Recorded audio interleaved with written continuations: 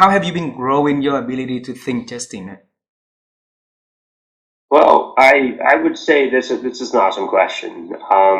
I think that as I've gotten better at thinking, I've realized that I'm not good at thinking. Maybe is the way I would say it. So like, I live in an echo chamber professionally, where I'm consistently put in a room where I'm expected to or supposed to be an expert, right? It's like the guy that knows the most in the room about whatever we're talking about. And the more people that EMA has hired, the more I've learned that I don't know everything. And I know that, but like I'm reminded, maybe is the right term, that I don't know everything.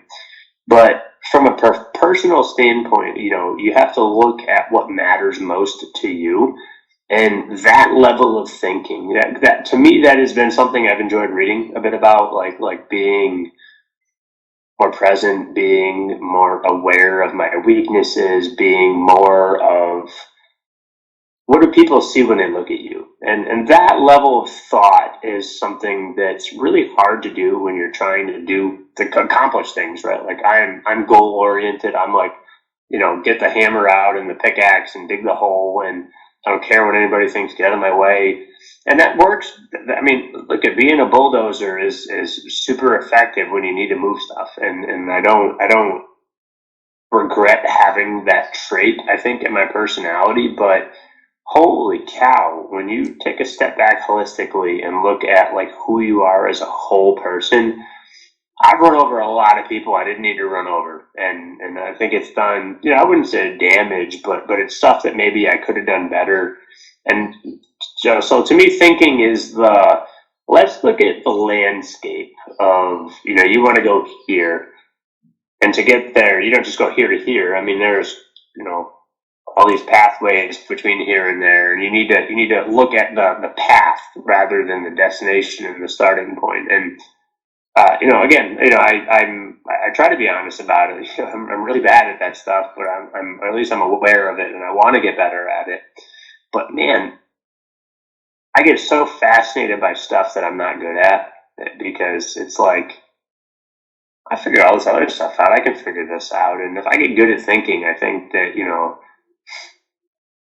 I'll be a really unstoppable person personally, as much as I think I can be professionally. And professionally, again, it's just solving problems and answers and stuff that I think I do on a day-to-day basis. Personally, holy cow, that's a whole can of worms with how to be a good dad and be a good husband and support people and be there and not, still travel. And if I ever figure that out, man, I'll be a Superman. I'm hoping someday I'll figure that out.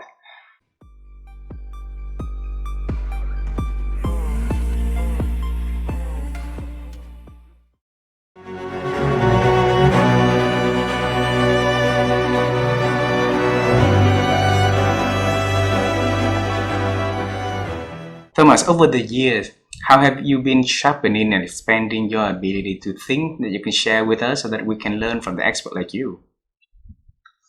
Well, I mean, I think the first thing is that learning and thinking to me belong together, right? So for me, I think one of the people who think more deeply and think better are people who are learners, So you could be spending 6 hours on Instagram or TikTok or whatever and watching, people fall in puddles or cats that jump from trees. I mean, that's fine. You could do that. Or you could be reading a book. You could be reading a story. You could be learning about how nature works, how humans work, right? So for me, learning to think is learning, first of all. I think the second thing about thinking that I really believe in is focus. And by the way, I'm struggling with that. So it's a lifelong learning experience. What's important to me, the most important good that helps us think is time. And for me, the question is, on your schedule, where's your thinking time? Just look at your schedule. Tell me when you're thinking. So for me, focusing on that in a deliberate fashion is important. One way for me to think is to write. Like, write down a thought, kind of Another way to think is to teach, right? If I can explain it to you, I know I've understood it. Frankly, not before. It's really hard to be sure that you understood a problem if you've not taught it to others.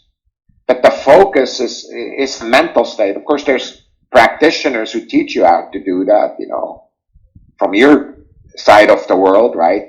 Whether it's yoga, whether it's meditation techniques, right? Calming your mind is a good thing. My version of that is I go outdoors a lot. I go run. I move my body.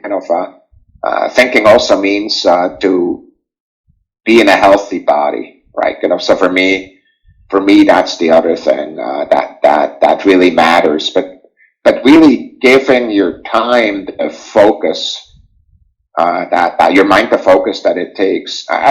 There's a final point that matters, and it's mattering differently for different people. I think well with other people. So some of my best ideas happen in the presence of other people.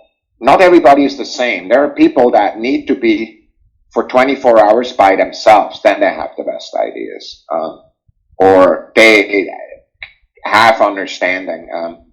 Again, I need my alone time too, but if it comes to thinking of new ideas, often it has to do with interaction of trusted individuals other than me. Also people who think differently than me. So that's another element of it. I mean, so those are the pieces. I just, the rule that I really always say, whether it's about thinking or about other things, show me your calendar and I'll tell you what's important to you. So if you say my goal is to do X and Y, your calendar does not show that. It's not important to you. You just talk about it. And so if your goal is to improve your thinking and your knowledge, show it when you do that in your life. It takes time to get better at that. Don't care what it is. Whether you want to get better in sports, whether you want to get better in science, thinking, get better learning about other people, it needs to be time that you spend. Time is the most precious good for everything. Wow.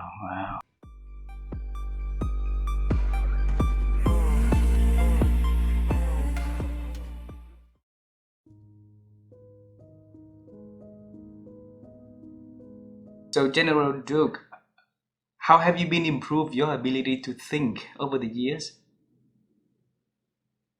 I think with more knowledge that you get, and the older you get more maturity, and you can analyze situations more rationally than now I can see that happens to me in my life as I've gotten maturity and more experience, and I can relate these experiences to my present experience and apply the lessons that I've tried to learn in the past. And I think life is a building block of experience and relationships. And I found now that since I've become a Christian and a follower of Jesus, I pray more about, Lord, what should I do? And where should I go? And how should we operate in our life, in our relationships? And I've never heard the voice of God in my ears, but I had these impressions in my heart. So it's like God's Spirit speaking to our spirit in our heart. It says, go this way. You have an inclination that you ought to do this. And when sometimes I miss it, but most of the time it works out. So and Dottie and I, we pray a lot about decisions and what we should do and where we should go and what we should say, and it's all of these things that make us one, if you will, with God. And so it's been an exciting journey for the last 40 years or so. Yeah. Wow. So